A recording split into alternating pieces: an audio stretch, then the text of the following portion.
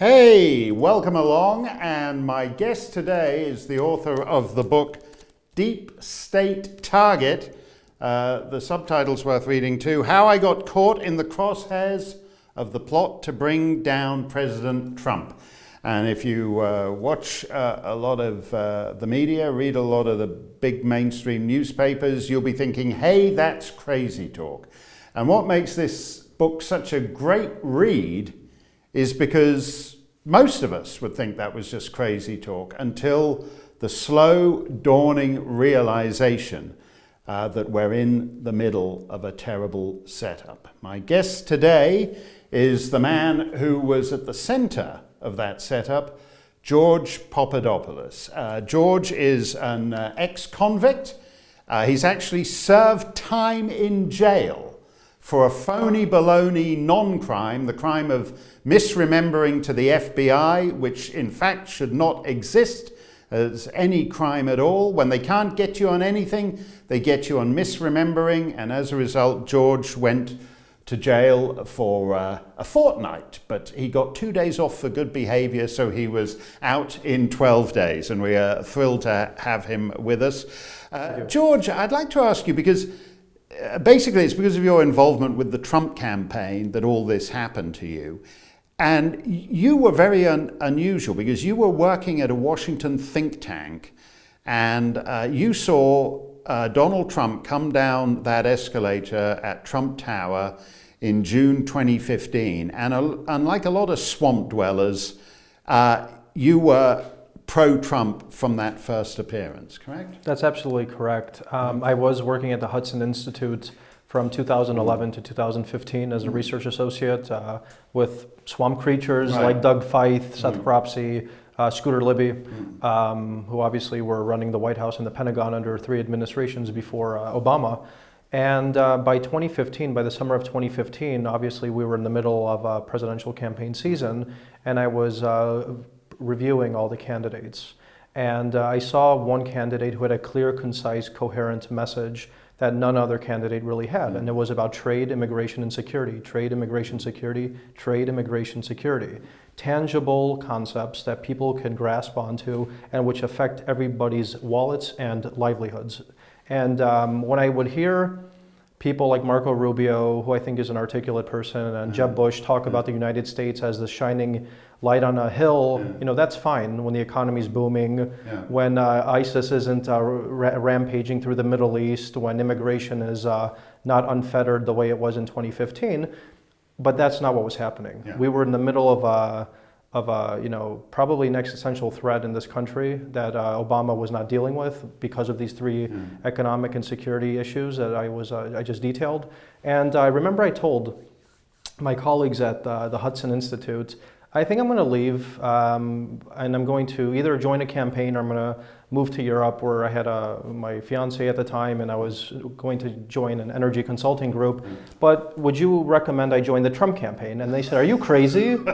What are you talking about? You're 28. I think I was 28 at the time, maybe just 27. You have excellent connections. Why don't we get you involved with Jeb Bush or one of these guys? It's, you know, just get your feet wet. I'll never forget that word. We'll get your feet wet, have a good time, and then, you know, just keep going on the trajectory that you're on. And I just was tired of it. I had enough. I felt that I achieved what I wanted in Washington from that establishment viewpoint. And I wanted to join one of these renegade campaigns, but not only because I thought they were renegade, but because I thought he was going to win. And you know, people don't believe me until they actually see some emails I was sending Corey Lewandowski in June of 2015, where I was telling him, I think you have a winner here, and I want to join your campaign. And Corey then responds to me, let's keep in touch, we're not expanding. And just based on this question, I predicted Trump would be president, but he would have chosen Marco Rubio as his VP. So I was right on one, wrong on the other. But well, you have a cute way of putting it, because you say that you looked on Trump as a stock, and the trick with a winning stock is to buy low. That's right. So from day one, virtually, you were bombarding Corey Lewandowski. That's right. Because I think they had 2 people on the team then, Hope Hicks and Corey. That's absolutely right. And you were basically bombarding them, hoping that if they expanded the team, you'd be on that. Yes. Now, what's fascinating to me is that unlike most people involved in presidential campaigns, you were actually overseas for much of the political season, largely based in London. And yet, oddly enough, London and Cambridge and parts of southern England, as detailed in what happened to you, seem to have been where the national security state in Washington outsourced the campaign to get Trump. In other words, you're in London, and you keep getting invitations to meet prominent persons in the United Kingdom. And if you read your book, the view is that in some sense, somebody in Washington outsourced the campaign to tie up Trump and Putin together to their cousins in MI6. And when you say that initially, it sounds like crazy. But you were there, and is that what you think actually happened? That's absolutely what I think happened, and I think it's very important for the viewers to understand what the timeline was in this saga that I was involved in. In November of 2015, I was living in London, and I was working as an energy consultant, and I was attending very high-level energy conferences with State Department officials in London, Israeli officials, Cypriot officials, Turkish officials, regarding a very sensitive energy security matter that I was dealing on throughout my career. And that was basically Israeli discoveries of offshore natural gas. And it was in November of 2015 when I reached out and joined the Ben Carson campaign that I had the first overture by what I believe was the CIA. This individual named David Kovach, who was, to this day, he directs the Energy Bureau at the London Embassy of the U.S. Right. And he reached out to me, I'd like to meet with you. Why don't you come to the embassy here? And he says, why are you joining the Carson campaign? What are your ideas? So right away I understood by November of 2015, there were eyes on me in London by American officials. So I joined Ben Carson's campaign. I fly from London. I joined Carson. We're in Alexandria until I think January for 3 or 4 months until he drops out. So now we're in January of 2016 or February, early February. I go back to London, where I'm joining this organization named the London Center for International Law Practice. Right. I leave this energy consulting gig and I become a director at this company, which unbeknownst to me at the time was very well connected to MI6, to Western governments, Western intelligence officials, the FBI, and prominent lawyers. Just give us the name of that again. London Center for... The London Center for International Law Practice. But it doesn't actually seem to practice any law, that so-called law practice, does it? No, and why is this an important element to my story? Because they reached out to me in November of 2015, along with this David Kovach from the U.S. Embassy, and as I'm joining the Ben Carson campaign. So I go to their office, and they appoint me a director within 48 hours, some sort of cover front position just to get me in the room or to basically analyze who my connections were in Europe and the United States. I joined them for 3 weeks. Then, as I stated, I go to the US, join Ben Carson, and then I go back to London, and they say, would you like to work with us again?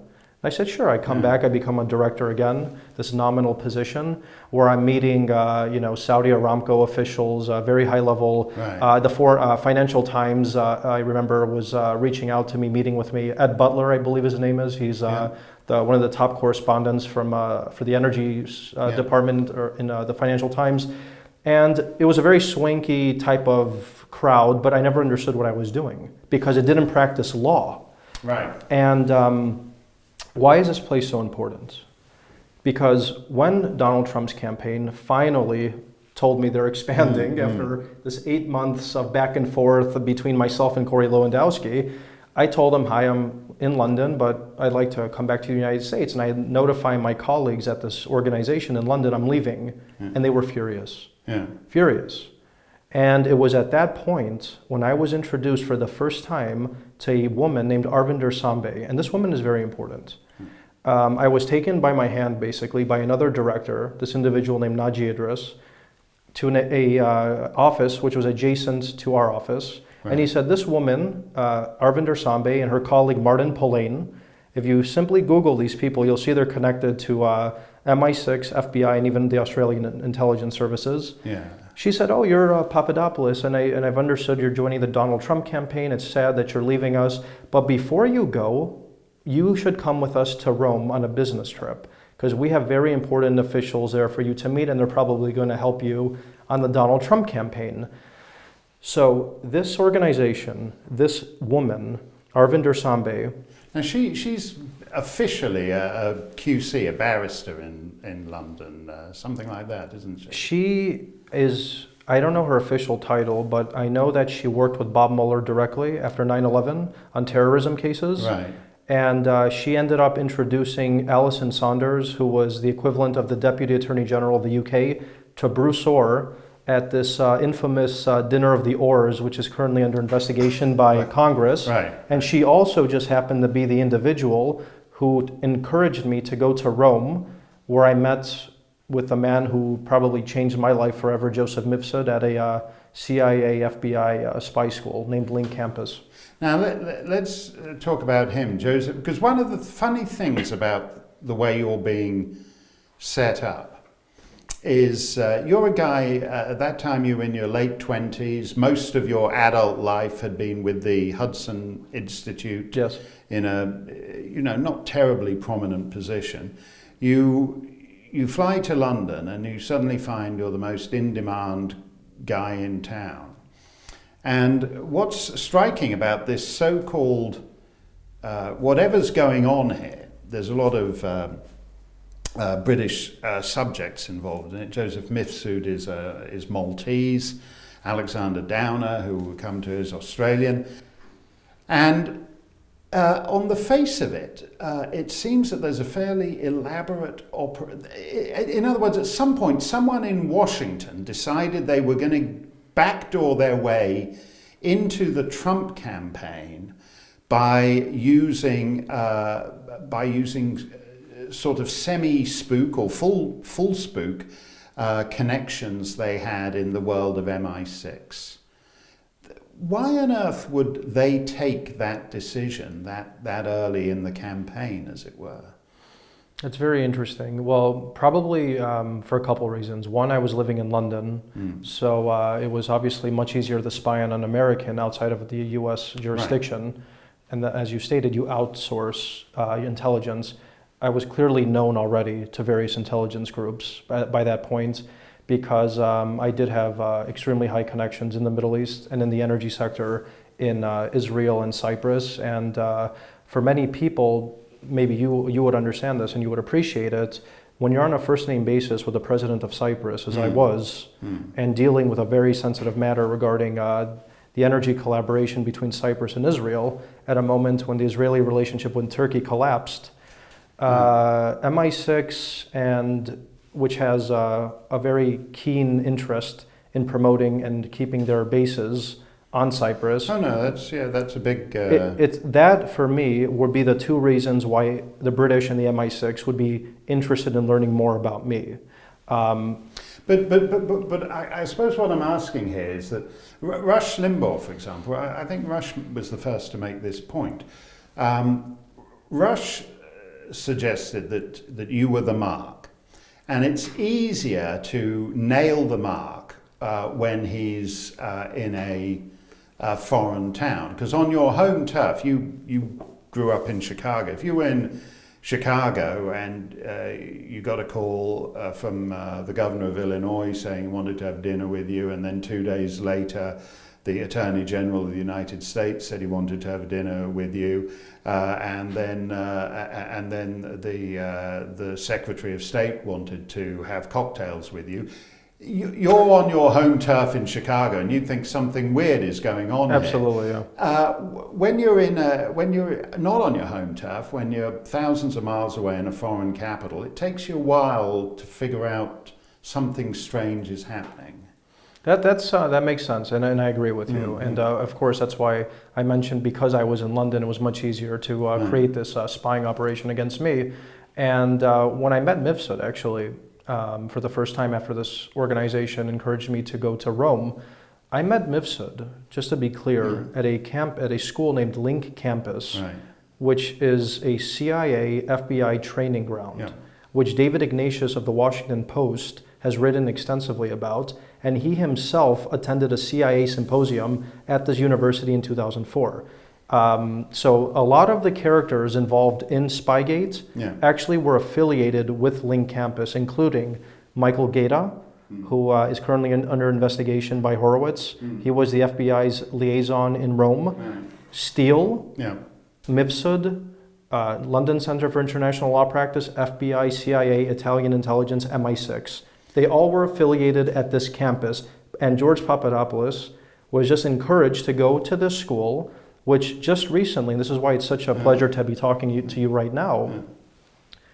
My wife is Italian, and she worked at the European Parliament for 7 years, and she has family members who are high-level Italian officials to this day. And she reads the Italian news, and she has contacts in Italy. They're letting me know what's going on.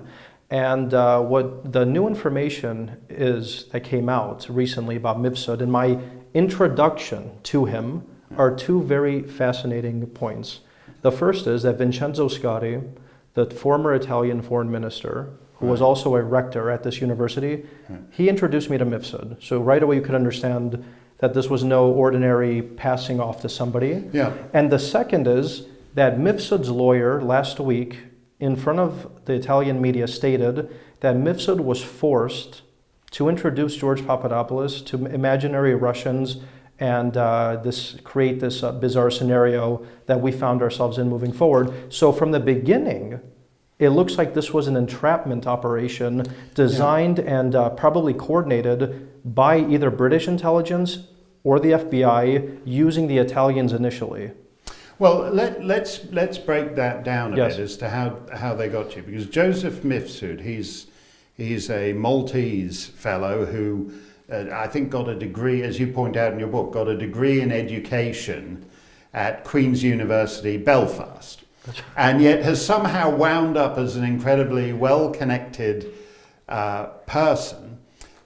The rap on you, if you ask people on MSNBC, they say this Mifsud guy has all these ties to Russia. In fact, there's not a lot of evidence of any ties to Russia, but there is actually quite a lot of evidence about ties to the CIA and MI6 with him. Well, that's why Devin Nunes' letter that he sent, I think 2 days ago, to the head of the CIA, the DIA, the State Department, and Secretary Pompeo, where he wrote exclusively about Joseph Mifsud. And he said, why did Bob Mueller characterize Joseph Mifsud as a Russian cutout when in Exhibit A, B, C, and he showed pictures, Joseph Mifsud here is with Claire Smith, who Claire Smith was, I think, the head of intelligence at MI6. Or I think she's the number 2 or number 3 there. The number 2, where they were teaching a course together at Link Campus. Here's Joseph Mifsud at a State Department conference in February of 2017. And here's Joseph Mifsud in Saudi Arabia on a panel with Ash Carter, the former Secretary of Defense under Barack Obama. So where's the Russian connection? And if he is indeed a Russian agent, then unfortunately, I think we need to do a deep dive into what damage he might have caused to our intelligence services because he infiltrated them. So what I find odd is that you meeting Mifsud is proof that you and Trump are assets of Putin. Whereas the number 3 person at MI6 meeting Mifsud, or the US Secretary of Defense meeting Mifsud, or what I believe is the last known photograph of Mifsud, which is he's standing next to my old friend Boris Johnson, who was the UK Foreign Secretary at the time, and they're all palsy-walsy. And since that photograph, I don't believe Joseph Mifsud has been photographed. He's officially vanished from human existence. Why, if it's so disturbing to Robert Mueller that you've met Joseph Mifsud, is it not disturbing that Ash Carter and Boris Johnson have met Joseph Mifsud? As I stated, he must have infiltrated the upper echelons of Western intelligence services, the CIA, MI6, and he duped everyone, I guess, because he clearly duped Boris Johnson and Claire Smith and Ash Carter, and but unfortunately their ties to him didn't mean anything. They weren't indicted or under. No, they weren't your cellmates. They weren't my cellmates in Wisconsin. But I ended up being indicted because I misremembered when I met this asset. Right. Which is absurd. Well, as I said, I go back a long way with Boris Johnson, and I could assure you that if the FBI ever interviewed Boris Johnson about when he first met Joseph Mifsud, 90% certainty Boris would give the wrong answer to that. Now, the other thing, as I said, so you're suddenly, and nothing is quite casual enough to be casual. Like the first time you meet Mifsud, as you tell it, there's a sort of casual thing about whether you should get together for a drink or dinner or whatever, and he goes, okay, how about tonight? In other words, they seem anxious to nail down this relationship between you and him. Very anxious, and fortunately now we have new information of why they were so anxious, because he was taking direct orders, according to his lawyer, this individual named Stephen Rowe. He's a prominent Swiss attorney who's representing him, or he's some sort of colleague of his, where he's gone public in an Italian newspaper named Il Foglio, and he stated that Vincenzo Scotti, the former Italian foreign minister, told him to take care of George Papadopoulos while he was in Rome. Right. So clearly, the Italians weren't operating on their own. I'm an American. Yeah. The Italians are not going to try and do something strange to an American citizen obviously affiliated with a presidential campaign. Yeah. So they were taking orders from somebody, and I believe those orders were coming from the British or the Americans themselves. And as you stated, Mifsud was keen on meeting me very quickly in Rome, getting to know me, to probe me. And I explained in the book what types of questions he was asking me about my religion, if I have sensitivities to the bombings in Serbia. Yeah. These were very strange questions. You don't ask people on a first encounter. The religion thing is interesting to me, because you have a Greek name and you have a Greek background, and so he's sort of making the assumption that you're Greek Orthodox, and with a view to kind of establishing a narrative that makes you sympathetic to the Russian Orthodox Church. Absolutely.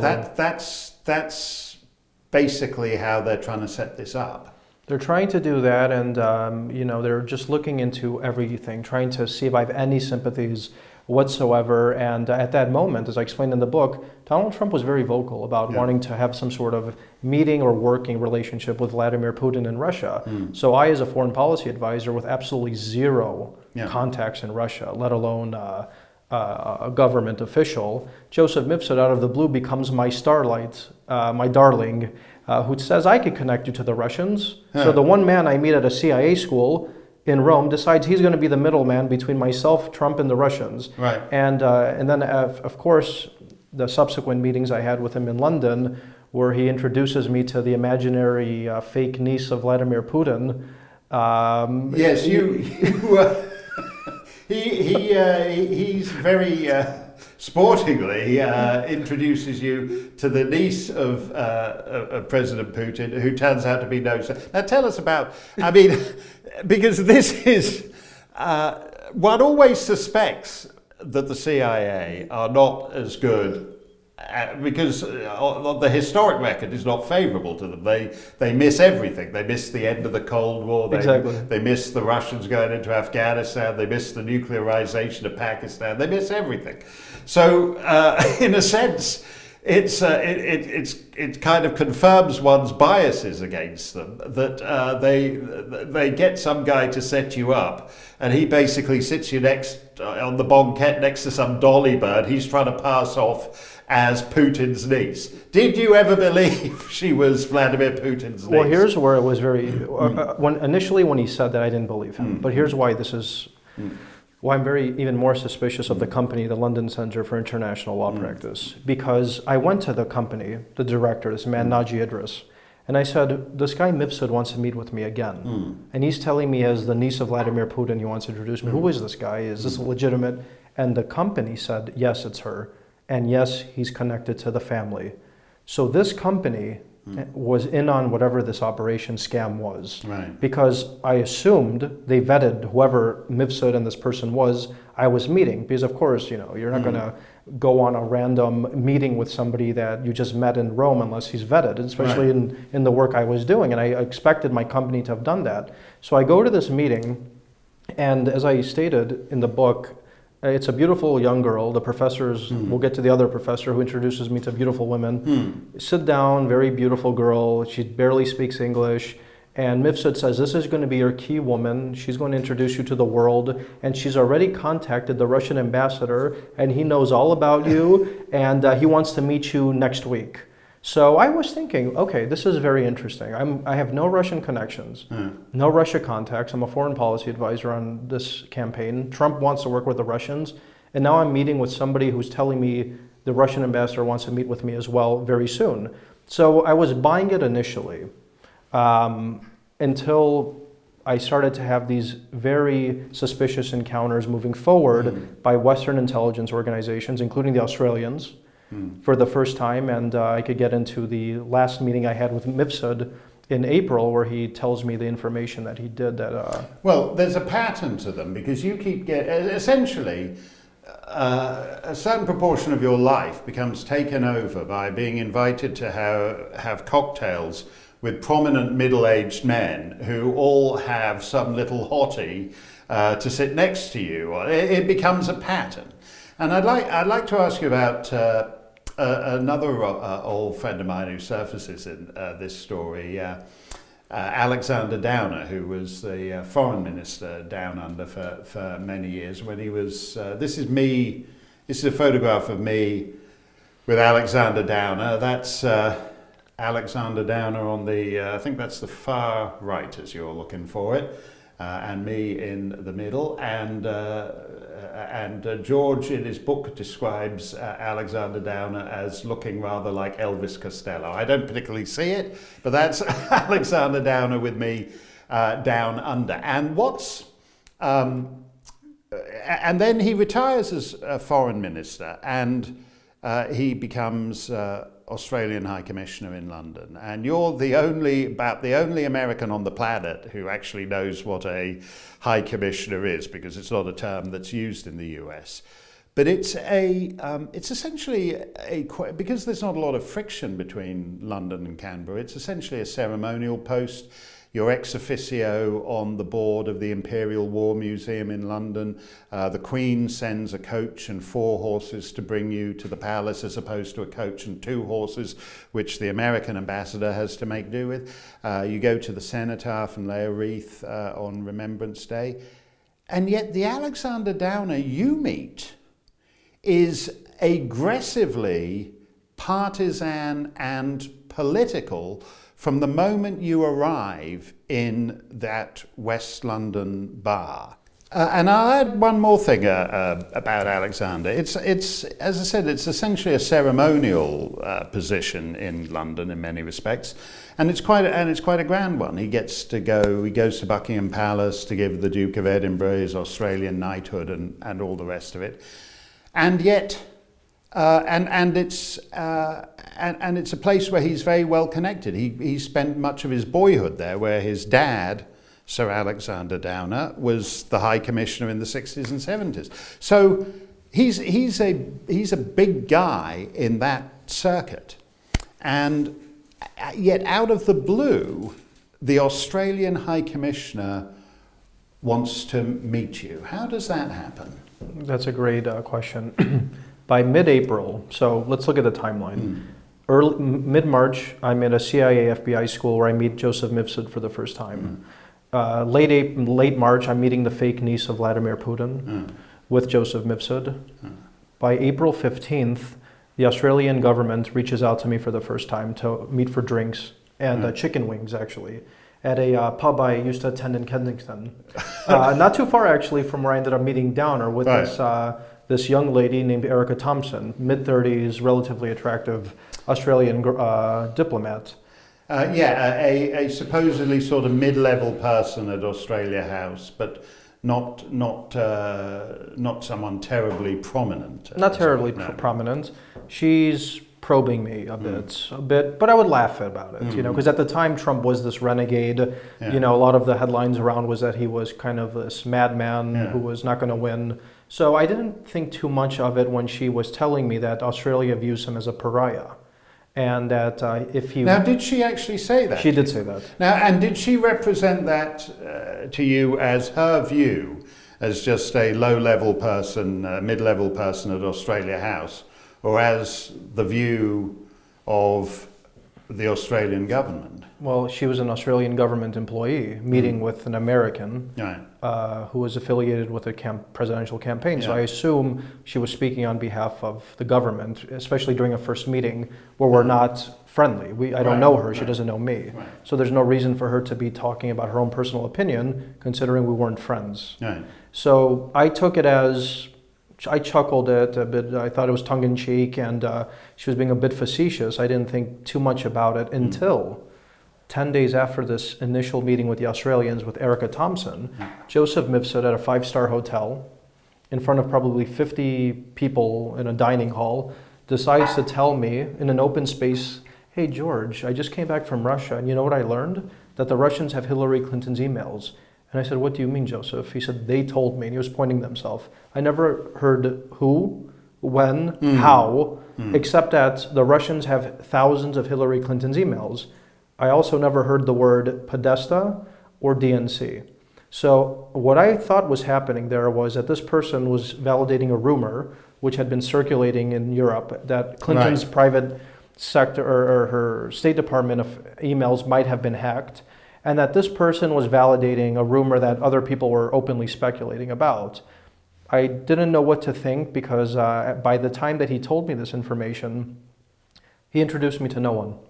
Wait, let me just stop you there, because you seem, certainly from the first part of the book, to be a serious think tank, wonky kind of guy on a particular corner of geopolitical affairs, which is basically the Eastern Mediterranean. You're very interested in Cyprus, Israel, Turkey. So you're not one of these kind of gossipy congressional staffers who likes all the sort of lowbrow stuff. You're very much into big geopolitical Eastern Mediterranean things. So I take it you weren't terribly interested in Hillary's emails and her server and all that kind of thing. It was unsolicited. I had no idea. It's as if you and I are sitting here and we're having supposedly an interview, and I tell you I have a gun in my pocket. You weren't expecting me to tell you that. Of course, you wouldn't sit with me if I told you that, and I wouldn't have sat with Joseph Mifsud if he told me this information, because I wasn't interested in it, and I never asked him for it. So I believe as part of tradecraft, this is known as a dangle operation, where you basically throw a bomb. Now, again, can I just ask you there, like tradecraft and dangle operation? I take it until this happened to you, you didn't know all these spy terms. Of course not. This is April 2016. We have no idea that there's an active counterintelligence investigation that the CIA, MI6, FBI are zeroing in on Trump and likely other Republican candidates as it was happening. And I'm pretty sure that's all going to be revealed as we move forward in the new investigations. So I didn't think anything of it. Of course, I had no idea what a dangle operation or any of this, and I had no idea he was entrapping me, which it seems likely he was doing with all the new evidence we have. So I didn't think anything of it. Like I said, I was suspicious because he could never introduce me to anyone of substance in the Russian government or anyone for that matter. The high-level connections he introduced me to were the fake niece of Vladimir Putin and a think tank boy analyst in Russia who he introduced me to over email, as if I couldn't have done that on my own. So for all his bloviating and talking about how he knows the world, he introduced me to no one until he gives me this information. Because again, there's a big trail of him with American and British cabinet ministers, but nothing indicating he has any such access in Moscow. Absolutely. He has no access in Moscow. And even Bob Mueller himself in his dossier, I like to call that, I'm copying Devin Nunes, because I call it the Mueller dossier, not a report, because obviously it's made of pure garbage, most of it. This person, as you stated, even Mueller himself only wrote that he was supposed to meet some Russian person who was in the past connected with the GRU, but that meeting never took place. But this is a cutout. Okay, after Mueller's investigation, that was Joseph Mifsud's Russian connection to the hacked emails. Of course, that was nonsense. So after that, I don't think anything of it. We finish our 5-star brunch at the Andes Hotel by Liverpool Street Station, where I enjoy it, and he leaves, I leave. And that's when the British government from 10 Downing Street calls me on May 1st. After I give this interview to the Times of London, where I essentially tell David Cameron, the sitting Prime Minister, that he should retract the comments that he made about Donald Trump being divisive, stupid, and ignorant regarding his Muslim ban, which the overwhelming majority of Donald Trump's base wanted at the time. And quite frankly, I think the majority of Americans today don't disagree with his nominal Muslim ban on 7 particular countries. Well, just repeat those words from David Cameron again. David Cameron, who is the Prime Minister of a close ally of the United States, is openly disparaging the man who is likely to be the Republican, because this is early 2016, by which point, throughout the summer, fall, winter, everyone said, oh, no, this is just rubbish. By the time we get to Iowa and New Hampshire, the Trump campaign will have imploded. It's not a serious political campaign. By the time David Cameron said that, it was clear that Trump was going to be the Republican nominee. And it's extraordinary, isn't it, that friendly governments are openly insulting a major party nominee in the United States? That was incredible. And it was even more fascinating to hear David Cameron state that when you didn't hear any other government around the world even respond to Donald Trump's purported Muslim ban proposal as a candidate, okay? No one else did. And I even made it clear in my Times of London interview, the Chinese never even made a statement, the Iranians, nobody, not even a predominantly Muslim country, responded to this. But David Cameron felt in the House of Commons that he had to make these disparaging comments and to stand up for what's right and to fight Donald Trump, which I found very odd. So I, of course, during the last question, after a beautiful 2-hour lunch I had with the reporter, Francis Elliott, who I think was a political editor at the Times in Mayfair, he asked me a last question, so do you think David Cameron should apologize to Donald Trump? And I said he should retract it. It's unbecoming of a sitting Prime Minister of the UK to make those type of comments, whether he agrees or he disagrees. And then, of course, in the sensationalized manner, it was a front page story, Donald Trump advisor demands apology, or you risk the special relationship with America. Of course, I never said that, but I had Piers Morgan and all these other people, BBC, calling me frantically. The campaign called me. Sessions was very upset. He wanted to fire me, but then Hope Hicks told me that Donald Trump liked it, so he saved my job. And it was an incredible, situation, but somehow I managed to survive that. But I guess I didn't survive my next meetings, which happened after this interview. And this is where where the meetings become even more strange. Tobias Ellwood, 10 Downing Street, calls my office at the London Centre for International Law Practice and says, Tobias Ellwood would like your cell number. He calls me just to get to know me, telling me that he's interested in getting to... he's a Foreign Office Minister. He was the number 2 under Boris Johnson, and I think he was in the running to be the Minister of Defence of the UK. So not a low-level functionary meeting with a random advisor, possibly in London. So he called me, and I was pleased, and he said, I'd like to meet with you. And 2 days after he calls me, I'm approached by 2 gentlemen from the US Embassy named Gregory Baker and Terrence Dudley, who emailed me out of the blue. How they had my email, I have no idea. And these are DIA officials. And Terrence Dudley currently still works at the US Embassy in London, and Gregory Baker, I think, is in the private sector. And they reach out to me and they say, can we meet with you? And I say, of course, I have no issue talking with my American colleagues. And immediately upon meeting these people on May 4th or May 5th, they start to talk to me. One talks to me in Greek, and the other one tells me that he completed his thesis at Tufts on the energy sector in the Caucasus and why my background is very interesting. So they were interested in a professional point of view on me, and then they wanted to know about Trump and Russia. So there was this 2-pronged attack on me by these 2 sitting DIA officials. And they were whining me, they dined me, they must have spent the equivalent of $1,000 on me over 4 dinners in London. So I didn't think too much of it. I felt I was having friendly conversations with US officials. I had no idea that these people were likely spying on me, and they're currently under investigation today by Congress. Right. So after this sequence of events, Erica Thompson, the Australian official I met in April, contacts me again. Hey, George, you know my boss Alexander Downer would love to meet with you. Are you free to have a drinks with us? And I say, of course. Why wouldn't I meet with Alexander Downer? I Google him. I see he's the ambassador. I didn't think too much of him.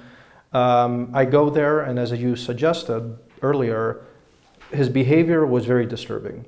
And it wasn't the type of behavior I was accustomed to when I dealt with... Let me ask you about that, because people who, in Australia, as he was a long-serving foreign minister, and some people like him, some people don't like him, but even his political opponents would agree that he's gregarious, charming, amusing, affable. If you go drinking with Alexander, you'll have a laugh. You saw none of that at all. He sort of came in, he opened the door, came in, and went in hard on you. Yeah, I was expecting to have a wonderful night of a glass of wine at a upscale winery not too far from where I used to live in Bayswater, called the Kensington Wine Rooms. And I walk in, I'm sitting down, and I see Erica Thompson and Alexander Downer sitting as far apart as you and I are at the table. And immediately upon sitting down, hi, Mr. Downer, I'm George. Hello, George. I want to let you know that I'm here to tell you two things.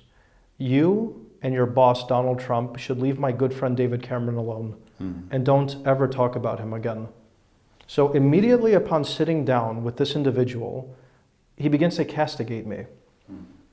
And it was an experience that I never had before with any diplomats, let alone of an allied government in London as an American citizen working for a rival presidential campaign.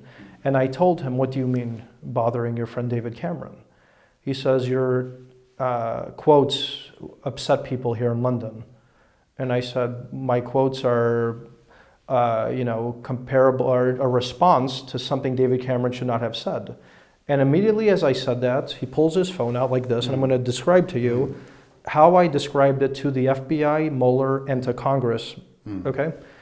He pulls his phone out and he's holding it like this, as conspicuous as this, looking at me with a stern look, and I'm sitting as far apart as we are, thinking this man is recording me.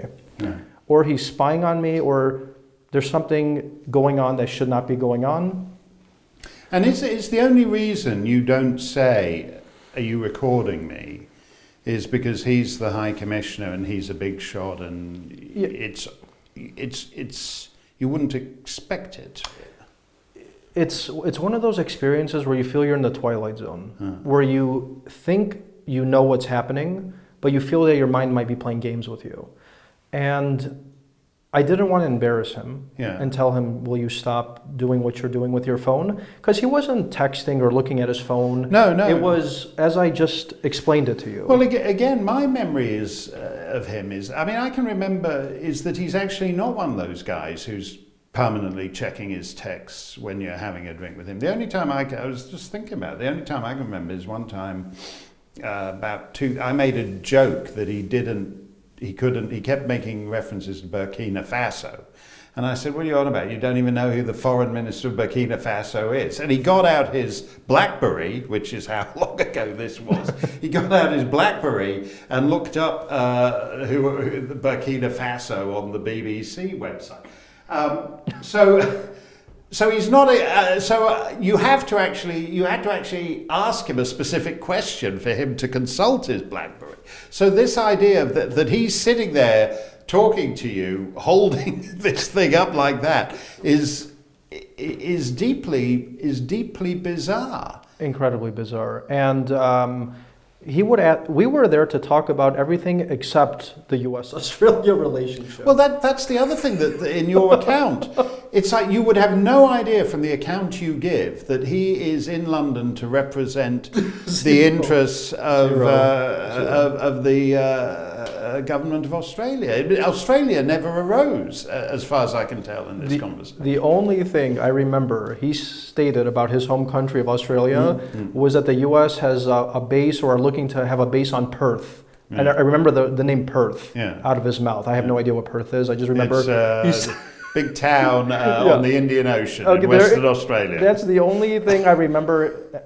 We were there to talk about David Cameron, Cyprus, where he told me that he was the former UN envoy to Cyprus, and why my ideas on Cyprus are problematic, and why I shouldn't be advising individuals on Cyprus and the Middle East the way I was. And Halper did the same thing, but we'll get to him later. And I didn't think too much of it. I thought I was having just a cerebral discussion about foreign policy until he became, a little more belligerent when the topic of Hillary Clinton came up. And he said, as I stated in my book, oh, this Obama, he's an arrogant son of a, he's horrible. I can't wait for Clinton to be president. So it was a foregone conclusion in his mind that Clinton would be president. And then he would ask me questions about China, his phone would come out again. I have absolutely no memory whatsoever of me ever talking about Russia with this man, who I felt was not only rude and belligerent, but he was recording and spying on me. Okay, and then moving forward, this individual ends up passing along some information about me suggesting that the Russians have dirt on Hillary Clinton, and then this sparks an entire 2-year investigation that's caused possible diplomatic problems now between the U.S. and these foreign governments. Well, he also revealed, did he not, that he had connections to a so-called consulting firm that's full of MI6 guys. Great, I'm glad you stated that. Halakit. And I didn't know what Halakit was. And he said, I'm connected to a group called Halakit. We do consulting here in London. We have offices in Washington. And he was just making it clear to me, in retrospect, of course, at the moment I didn't understand quite what was happening, that he was there as an asset to get information from me. He wasn't there to talk to a 28-year-old George Papadopoulos as a high commissioner about the U.S.-Australia relationship. So my belief that he was an asset sent to make contact with me and retrieve whatever information that Joseph Mifsud might have told me or might have not told me is what I believe this man did when he met with me. Well, if he was, let's say he was genuinely interested in talking to you about the US-Australia relationship.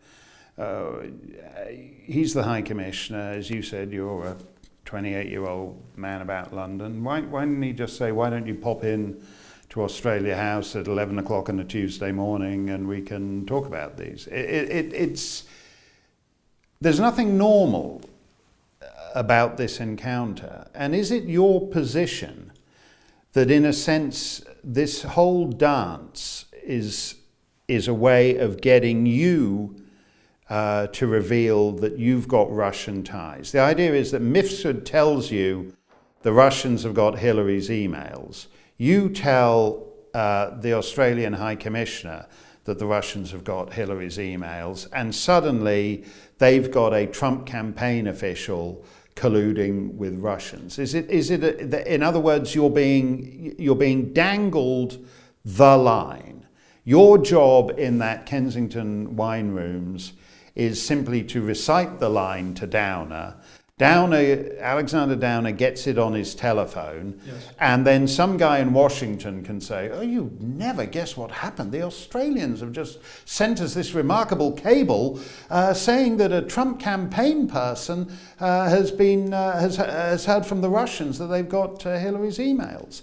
That the whole thing is a setup designed to make it look as if there's independent corroboration by friendly allies that Trump's working for the Russians. And so one casual drink in a rather odd selection of London wine bar was to prove enormously consequential, to the point that the Kensington Wine Rooms has since put up a mock English heritage plaque to commemorate the event. For both the FBI and Robert Mueller, that gin and tonic with Alexander Downer would become what Alfred Hitchcock used to call the MacGuffin, the pretext that justifies everything else in the caper. In this case, an unlimited, multi-million-dollar, years-long investigation into Donald Trump.